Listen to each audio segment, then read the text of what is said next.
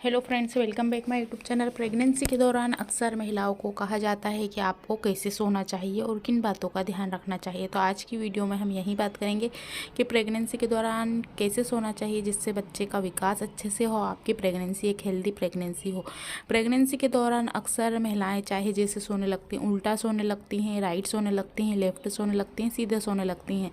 तो इसमें जो टाइमिंग रहती है यानी कि जो मंथ रहता है उसके अकॉर्डिंग आपको सोना चाहिए। अगर आपका फर्स्ट से थर्ड मंथ है यानी फर्स्ट ट्राइमेस्टर है, फर्स्ट मंथ, सेकेंड मंथ और थर्ड मंथ फर्स्ट ट्राइमेस्टर के अंदर आते हैं तो उसमें आप उल्टा भी सो सकते हैं, क्योंकि जो बच्चे का रहता है वो एक सेम और एक संतरे के बीच के आकार का रहता है। उसका धीरे धीरे डेवलपमेंट स्टार्ट होता है, वो इतना बड़ा नहीं हो पाता है कि आपके पेट पर दबाव पड़े और साथ ही उसको कोई नुकसान हो। क्योंकि फर्स्ट से थर्ड मंथ में आप कैसे भी सो सकते हैं, राइट सो सकते हैं, लेफ्ट सो सकते हैं, उल्टा भी सो सकते हैं, सीधा भी सो सकते हैं। उस समय आपको कोई भी प्रॉब्लम नहीं होगी और ना ही आपके बच्चे को प्रॉब्लम होगी, क्योंकि कुछ महिलाओं की उल्टा सोने की आदत रहती है।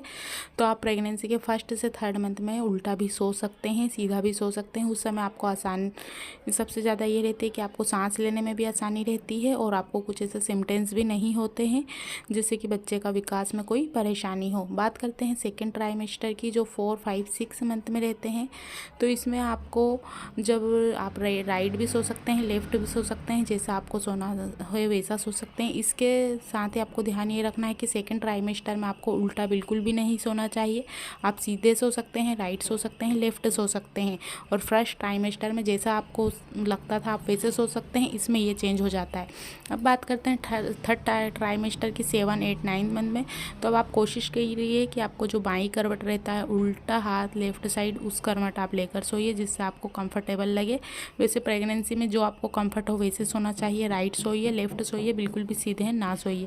इससे होता ये है कि जो प्रेगनेंसी का थर्ड ट्राइमेस्टर रहता है, जो आखिरी तिमाही के 3 महीने रहते हैं, उसमें अगर आप ज़्यादातर राइट ही साइड सोते हैं तो इससे ये होता है कि आपके बेबी को जो पर्याप्त मात्रा में ऑक्सीजन मिलना चाहिए, पर्याप्त मात्रा में जो ज़रूरी पोषण तत्व हैं वो नहीं मिल पाते हैं, और जो ब्लड सर्कुलेशन रहता है वो पर्याप्त मात्रा में बच्चे तक नहीं पहुंच पाता है। आप बाईं करवट सोते हैं तो बेबी तक ब्लड सर्कुलेशन अच्छे से मिल पाता है, उसे पोषण तत्व अच्छे से मिल पाता है, सभी चीज़ें उसको पर्याप्त मात्रा में मिल सकती हैं।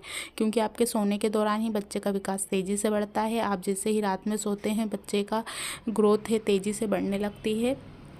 तो आप इन बातों का ध्यान जरूर रखिए। अगर आप सीधा सोते हैं प्रेगनेंसी के दौरान तो आपका डाइजेशन सिस्टम ख़राब रहता है, आपको सीने में जलन होती है, आपको खाना आसानी से नहीं पच पाता है, आपको सांस लेने में कठिनाई होती है।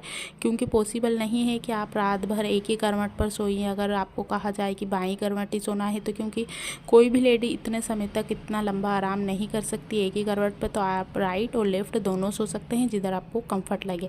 बस आपको सीधे लेने से सोने से बचना चाहिए, क्योंकि इससे आपको सांस लेने में दिक्कत होती है। क्योंकि आपका जो ड्राई फ्रेम है यानी कि आपका पेट और जो चेस्ट से लगा हुआ भाग रहता है वहाँ एक पर्दा रहता है, और आप जितनी भी सांस लेते हैं आपका वेट और बच्चे का प्रेशर दोनों आपके फेफड़ों पर पड़ता है, जिससे आपको सांस लेने में आसानी नहीं होती है, दिक्कत होने लगती है। तो आपको ये ध्यान रखना है।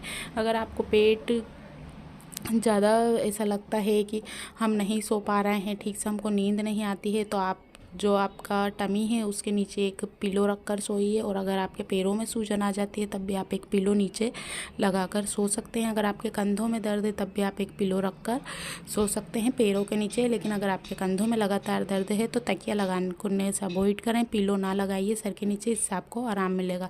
अगर आपके पैरों में सूजन आ गई है प्रेगनेंसी के दौरान तो तकिए को ज़रूर आप पैरों के नीचे रख के सोइए, जिससे आपको पर्याप्त मात्रा में आराम मिल सके। तो आपको इन बातों का ध्यान रखना चाहिए। आपको सीधे एकदम झटके से नहीं उठना चाहिए, हमेशा करवट लीजिए, उसके बाद आराम आराम से उठिए, क्योंकि इससे आपके पैरों में सूजन आ सकती है, आपके पेट के निचले हिस्से में दर्द हो सकता है, आपकी पीठ में दर्द स्टार्ट हो सकता है, और आपका खाना भी जल्दी नहीं पच पाएगा और आपके सीने में भी जलन होगी। जब भी आप सोकर उठते हैं राइट या लेफ्ट करवट लेकर उठिए, उसके बाद आराम से धीरे धीरे उठिए, झटके से ना चलिए, झटके से ना उठिए, इससे आपको परेशानी हो सकती है और बच्चे के विकास में भी परेशानी आ सकती है। तो ऐसे कुछ पॉइंट हैं जिनको आपको ध्यान में रखना ज़रूरी है, जिससे आपकी प्रेगनेंसी एक हेल्दी प्रेगनेंसी हो सके। क्योंकि आपकी नसें दब जाती हैं, ब्लड सर्कुलेशन ठीक से बच्चे तक नहीं पहुंच पाता है। तो आज की वीडियो में बस इतना ही। कुछ ज़्यादा कॉम्प्लिकेशन लगता है, परेशानी होती है या बराबर नींद नहीं आती है रात को, तो अपने डॉक्टर से बात ज़रूर करें। Thanks watching for this video कुछ क्वेश्चन है तो कमेंट्स बॉक्स में जाकर पूछ सकते हैं।